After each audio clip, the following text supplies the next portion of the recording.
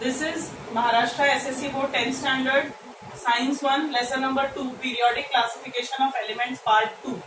कल हमने Part 1 shoot किया था, आज हम Part 2 बना रहे हैं। Part 2 में कल हमने सारा कुछ पढ़ा, व्हाट आर एलिमेंट्स, उनका क्लासिफिकेशन क्यों नेसेसरी है, क्लासिफिकेशन नेसेसरी है तो उसके लिए कौन कौन से साइंटिस्ट थे, उन्होंने क्या क्या किया। 3 हमने नाम कल पढ़े थे। ये फाइनल है जो आज हम जिस चीज को फॉलो करते हैं, that is modern periodic table. ये उसका फॉर्मेट है, मॉडर्न पीरियोडिक टेबल। ठीक है, पहला जो हमने डोबेराइनर पढ़ा था साइंटिस्ट, उसने ट्रायड बनाया था। जो हमने मेंडेलीव पढ़ा था, न्यूलैंड पढ़ा था, उसने ऑक्टेव बनाया था। आफ्टर दैट हमने मेंडेलीव पीरियोडिक टेबल पढ़ा था। ये 4th एंड फाइनल है। This is modern periodic table made by Henry Mosley.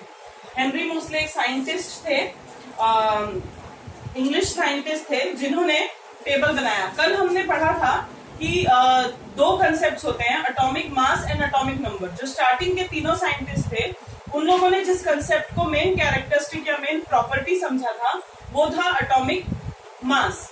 लेकिन हेनरी मोस्ले जो साइंटिस्ट थे, उन्होंने मेंडेलीव्स पीरियोडिक टेबल को ही फॉलो किया।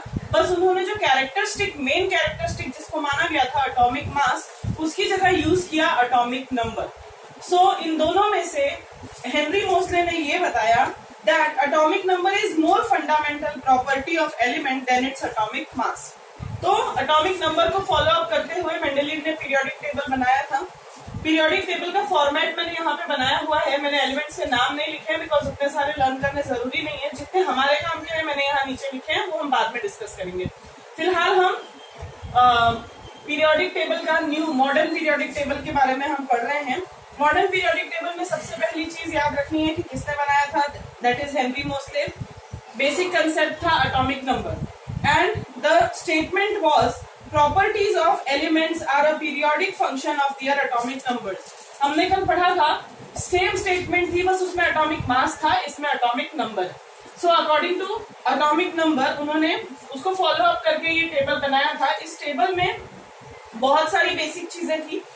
इसको हम लोग, ये जो मॉडर्न पीरियोडिक टेबल है, इसका एक और नाम है long form of periodic table. हम इस नाम से भी इसे याद कर सकते हैं। इसमें elements are arranged in accordance with their atomic numbers. Atomic numbers को ध्यान रखा गया।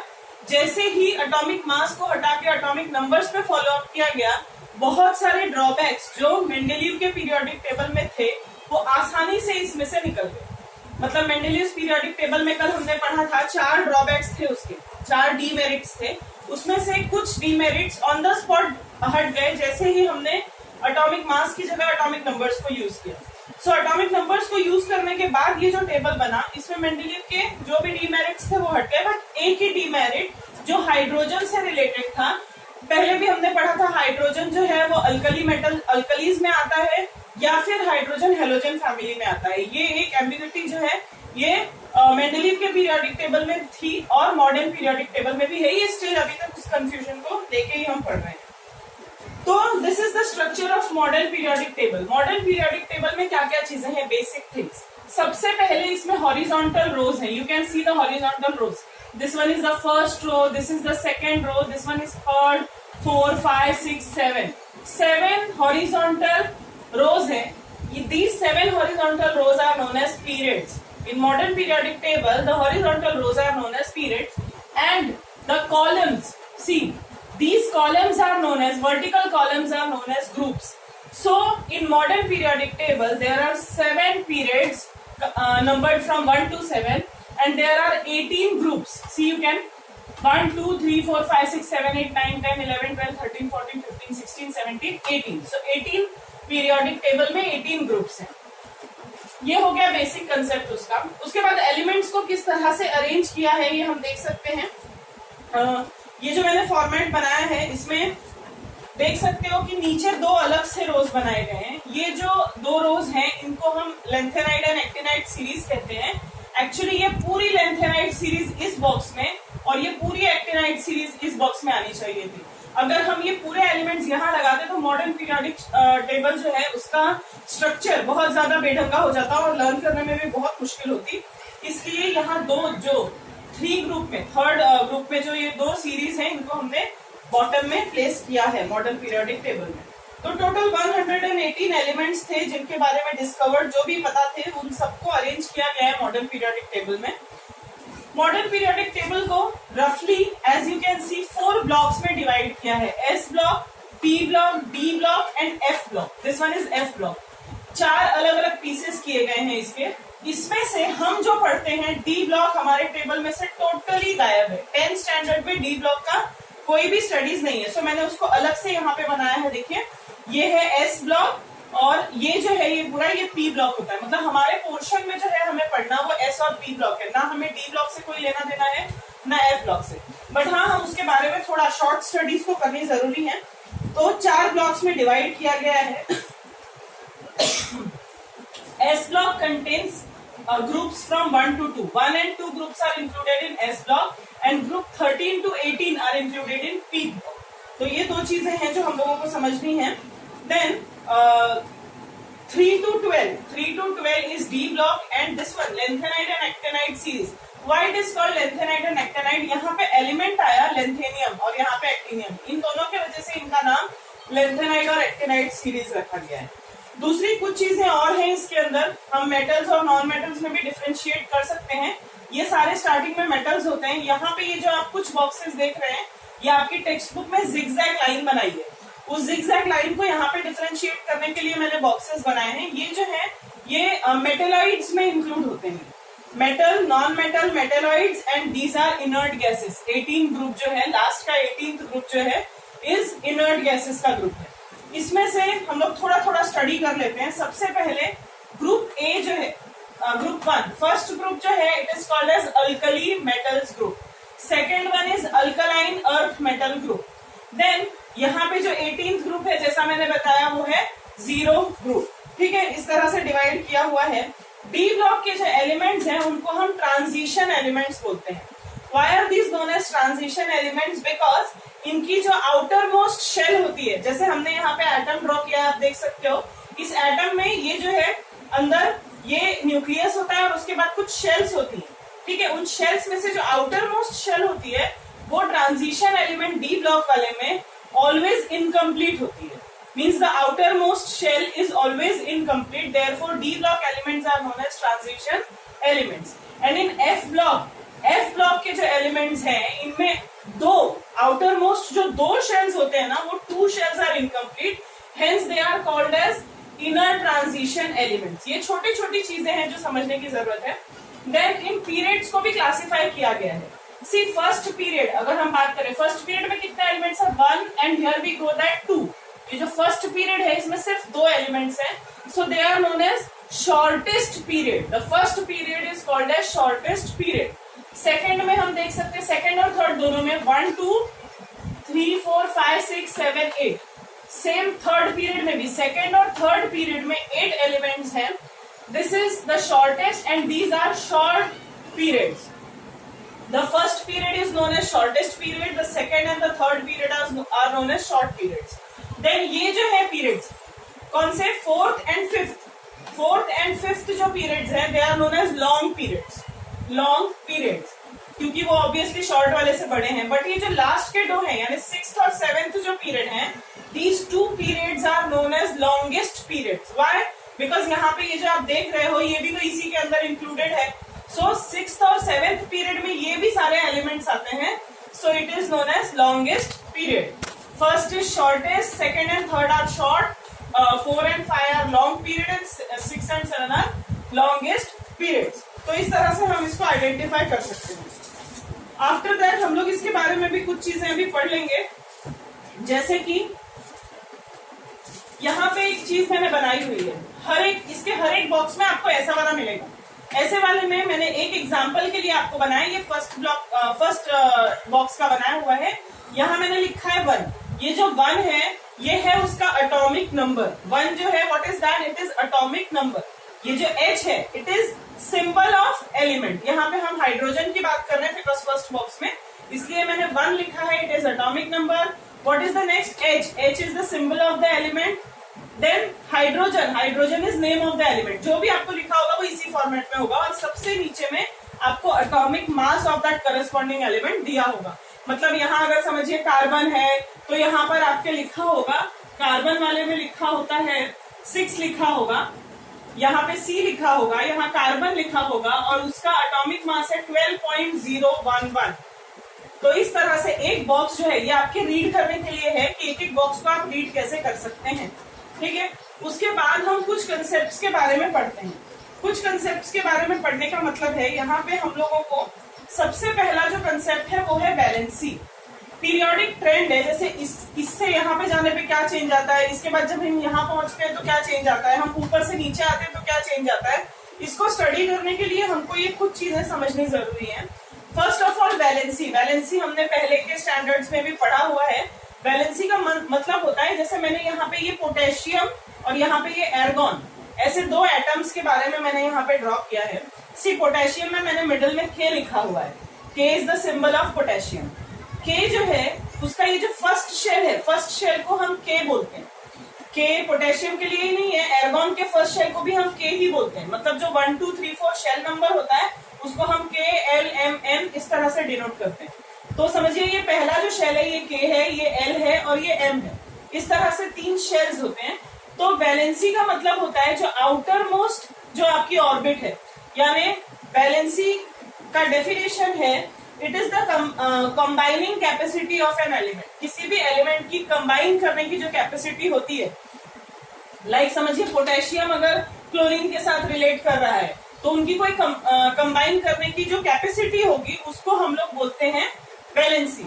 यानी इसके आउटर मोस्ट ऑर्बिट में एक इलेक्ट्रॉन है। अगर हम आगे क्लोरीन में जाएंगे तो क्लोरीन का कॉन्फ़िगरेशन है 287, तो आउटर मोस्ट में 7 इलेक्ट्रॉन्स है। तो इसका 1 और उसका 7 मिलके 8 जो ऑक्टेट होता है उसको पूरा कर सकेंगे।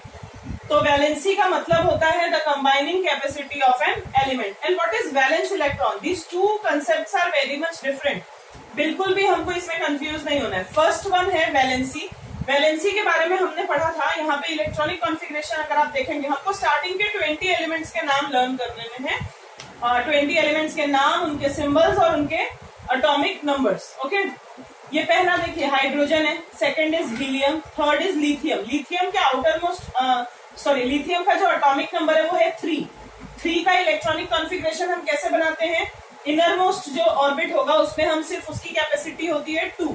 देखिए हमने पिछले साल भी पढ़ा होगा, एक फॉर्मूला था हमारे लिए 2n²। ये जो फॉर्मूला था 2n² का, यहाँ n की जगह हम शेल नंबर डालेंगे and we will get the capacity of that shell.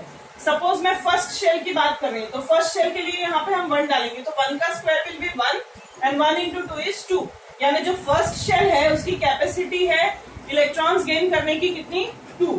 अगर हम यहाँ पे 2 डालते हैं तो 2 2s are 4 and 4 2s are 8। यानी कि जो सेकेंड शेल है उसकी कैपेसिटी होती है 8 इलेक्ट्रॉन्स की।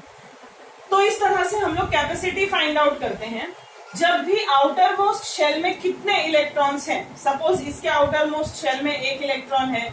यहाँ अगर मैं आती हूँ, suppose I am studying about silicon, silicon के आउटर मोस्ट शेल में कितने इलेक्ट्रॉन है, 4, तो उसके वैलेंस इलेक्ट्रॉन कितने हो गए, 4। इसके आउटर मोस्ट में, मैग्नीशियम के आउटर मोस्ट में है 2, यानी उसके वैलेंस इलेक्ट्रॉन्स हो गए 2। वैलेंस इलेक्ट्रॉन समझना बहुत ईजी है। The number of electrons present in the outer most orbit of an atom is known as valence electron. तो वैलेंस इलेक्ट्रॉन समझ आ गया। लेकिन अगर इसके आउटर मोस्ट शेल में सपोज 1 इलेक्ट्रॉन है तो वो क्या करेगा, आउटर मोस्ट शेल की कैपेसिटी 8 होनी चाहिए, फुल 8 इलेक्ट्रॉन उसमें होने चाहिए। लेकिन अब उसके पास 1 ही है तो वो एक किसी से 7 मांगने नहीं जा सकता है, वो अपना 1 किसी को दे देगा so that he will have only 2। ये जो फर्स्ट शेल है उसका वो कंप्लीट हो जाएगा, which is known as duplet. Duplet और ऑक्टेट ये 2 वर्ड है। ड्यूप्लेट मतलब 2 इलेक्ट्रॉन वाला, लाइक हीलियम। हीलियम एक अकेला ड्यूप्लेट वाला एटम है, और उसके अलावा ऑक्टेट यानी 8 इलेक्ट्रॉन वाला। तो फिलहाल जैसे अगर हम इस पे आ रहे हैं मैग्नीशियम में, मैग्नीशियम के आउटर मोस्ट ऑर्बिट में 2 इलेक्ट्रॉन्स हैं, तो वो उसको चाहिए कितना, 8 होना चाहिए total, 8 electrons, but it is having only 2। अगर 2 ही है यानी 6 उसको दूसरे किसी से मांगना पड़ेगा।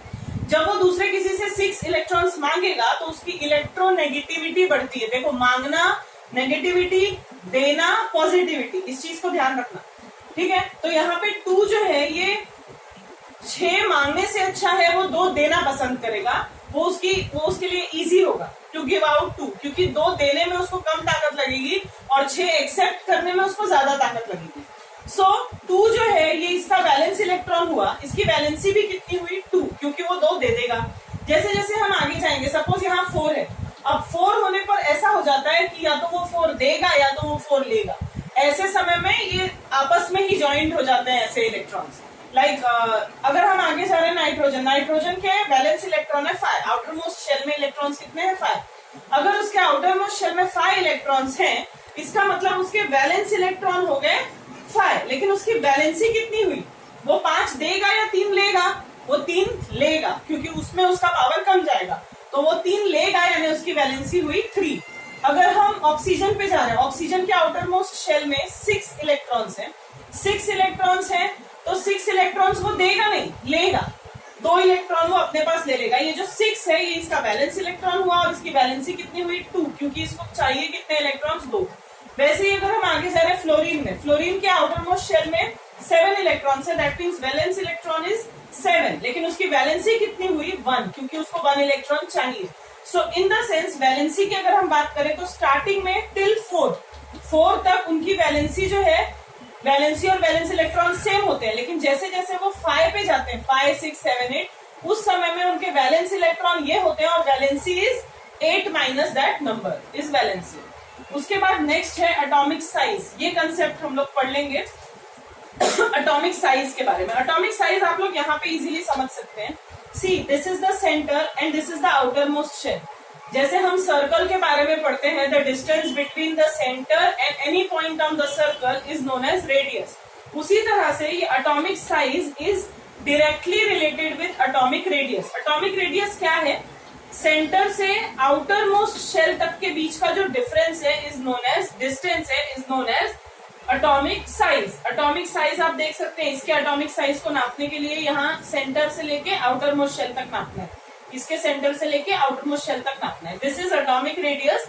और एटॉमिक साइज छोटा है या बड़ा है ये किससे पता चलेगा? जिसकी एटॉमिक रेडियस छोटी होगी वो एटम की साइज भी छोटी होगी, और जिसकी एटॉमिक रेडियस बड़ी होगी उस एटम की साइज भी बड़ी होगी। सो एटॉमिक साइज भी आपकी समझ आ गया। Metallic and non metallic characters के बारे में हम बात करते हैं।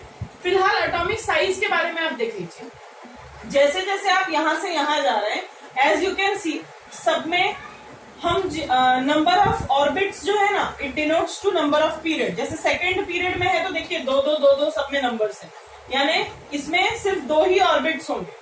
जैसे ही हम थर्ड में आ रहे हैं, देखिए 3 3 नंबर है सब में, यानी जो थर्ड पीरियड के एलिमेंट्स हैं उन सब में ऑर्बिट्स कितने होंगे? 3। जैसे जैसे हम 4 में आ रहे हैं, इनमें ऑर्बिट कितने हो जाएंगे? 4। तो number of orbit and number of period are always same. वैसे ही अगर हम ग्रुप में आएंगे तो number of group and the number of electron in the outer most shell, यानी कि वैलेंस इलेक्ट्रॉन, हम जिस ग्रुप में हैं उसमें उतने ही वैलेंस इलेक्ट्रॉन रहेंगे।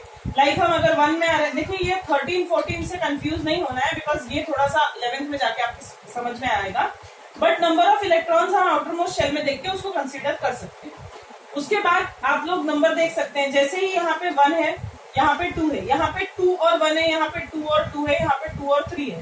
तो आपको क्या लगता है रेडियस जो है वो बढ़ेगी या कम होगी?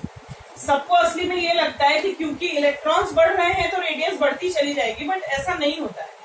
इलेक्ट्रॉन्स जब बढ़ते हैं आउटर मोस्ट शेल में, जितने ज्यादा इलेक्ट्रॉन्स होंगे उसकी रेडियस उतनी ही कम हो जाएगी। क्यों होगी?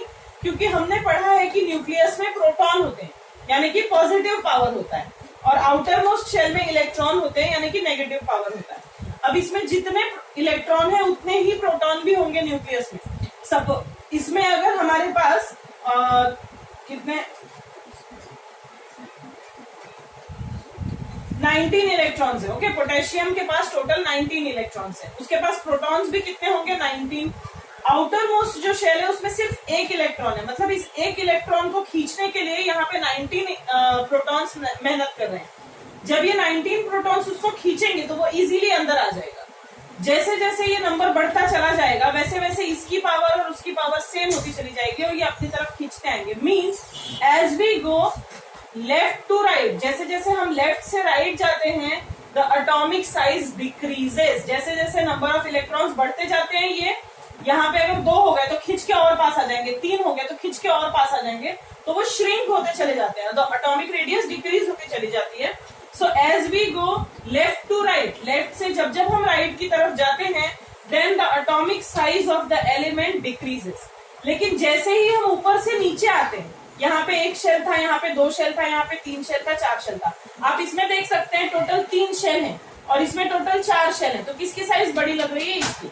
सो इसका मतलब ये है कि जैसे जैसे हम ऊपर से नीचे आते हैं, यानी कि as we go down to the group, जैसे हम ग्रुप में नीचे की तरफ आते हैं, वैसे वैसे the atomic size of the element increases. तो ये एक चीज आपकी यहाँ तक होगी।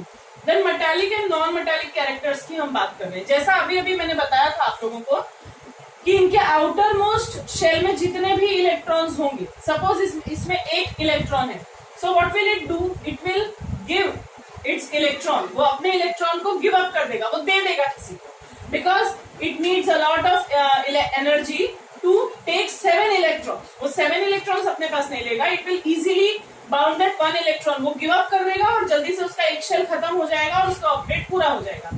So, अगर potassium is giving the electron, then it is a donor and a donor is known as electropositive. And जो इलेक्ट्रोपॉजिटिव्स होते हैं, हम टेंडेंसी में देखते हैं कि metals are always electropositive and non metals are electronegative. Metal, जैसे अभी हमने पोटेशियम पढ़ा, तो पोटेशियम एक मेटल है। जैसे जैसे हम यहाँ जाएंगे, समझिए इसमें 1 है और यहाँ हम क्लोरीन में या फ्लोरीन में किसी में भी देख सकते हैं, आउटर मोस्ट शेल में 7 इलेक्ट्रॉन्स है, तो ये 1 है और ये 7 है, तो बहुत इजीली ये पोटेशियम क्लोरीन के साथ कंबाइन होकर पोटेशियम क्लोराइड बनाएगा और अपना 1 इलेक्ट्रॉन इसको दे देगा। तो ये जो है पोटेशियम, वो मेटल है बिकॉज वो देने की टेंडेंसी रख रहा है, और जो क्लोरीन है वो लेने की टेंडेंसी रख रहा है, so it is a non metal. तो as we go left to right, जैसे जैसे हम लेफ्ट से राइट की तरफ जाते हैं, the metallic characteristic decreases and non metallic increases. मतलब ये सबसे स्ट्रॉन्ग मेटल होगा, ये उससे थोड़ा कम, ये उससे थोड़ा कम, ये उससे थोड़ा कम, ऐसा होते होते एक्चुअली ये नॉन मेटल है, आगे आगे सॉरी मेटेलॉइड है। और जैसे जैसे हम आगे जाएंगे उनकी कैपेसिटी बढ़ जाती है। देखिए ये मेटल, ये मेटल, ये मेटल, ये मेटेलॉइड। मेटेलॉइड आपको पता होगा, मेटल और नॉन मेटल दोनों की प्रॉपर्टीज वो रिजेंबल करते हैं, उनको मेटेलॉइड बोलते हैं। यहाँ सिलिकॉन था, उसके आगे हम जैसे जाएंगे, देखो 5 है वो 3 इलेक्ट्रॉन्स लेगा, ये 6 है वो 2 इलेक्ट्रॉन लेगा, ये 7 है वो 1 इलेक्ट्रॉन लेगा। तो यहाँ पे इलेक्ट्रोनेगेटिविटी हो जाती है और यहाँ पे इलेक्ट्रोपॉजिटिविटी। मतलब as we go left to right, जैसे जैसे हम लेफ्ट से राइट जाते हैं, the metallic character decreases and non metallic character increases. Okay, और लास्ट का ये जो 18th ग्रुप है, इसके बारे में हम बात नहीं कर सकते बिकॉज 18th ग्रुप का outer most orbit is always completed, तो वो किसी भी केमिकल इक्वेशन में, किसी भी केमिकल प्रोसेस में वो पार्टिसिपेट नहीं करते। So they are known as noble gases or you can call as inert gases, और 18 ग्रुप को हम जीरो ग्रुप भी बोलते हैं। Okay, so the final one is halogen. What is halogen? Halogen जो है वो 17th ग्रुप में जो चीजें आती हैं, सी इनर्ट गैसेस से जस्ट पहले वाला जो ग्रुप है जिसमें हमने पढ़ा फ्लोरीन, क्लोरीन, ब्रोमीन, आयोडीन, ये इसके नीचे नीचे आते जाएंगे, वो सारे जो ग्रुप्स होते हैं 17th ग्रुप, इसको हम कहते हैं हेलोजन फैमिली। देखो फर्स्ट मैंने बताया था हाइड्रोजन और हेलोजन में थोड़ा सा कंफ्यूजन है, क्यों? क्योंकि इसके पास 1 इलेक्ट्रॉन है और इसकी भी वैलेंसी 1 इलेक्ट्रॉन की ही है, तो इसलिए हाइड्रोजन को लेके थोड़ा सा हमेशा से प्रॉब्लम रही है कि वो किस में आएगा। तो इस हिसाब से हम लोगों ने हेलोजन्स के बारे में भी पढ़ लिया है। And metallic and non metallic character is finished and then halogen is also finished.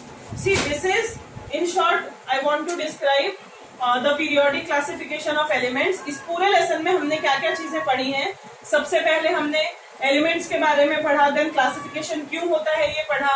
उसके बाद जब क्लासिफिकेशन शुरू हुआ तो सबसे पहले डोबेराइनर साइंटिस्ट था, उसने हमें अपना ट्राइड बताया। ट्राइड के लिए आपको स्टेटमेंट लिखनी है, एग्जाम्पल्स लिखने हैं। उसके बाद हम आ जाएंगे न्यूलैंड्स में, उसने ऑक्टेव्स बताए कि एवरी 8th एलिमेंट की प्रॉपर्टी जो है वो similar to the first element, तो वो उसका भी हमको स्टेटमेंट लिखना रह सकता है, एंड जो भी उसके ड्रॉबैक्स हैं, जो भी उसके डीमेरिट्स थे वो।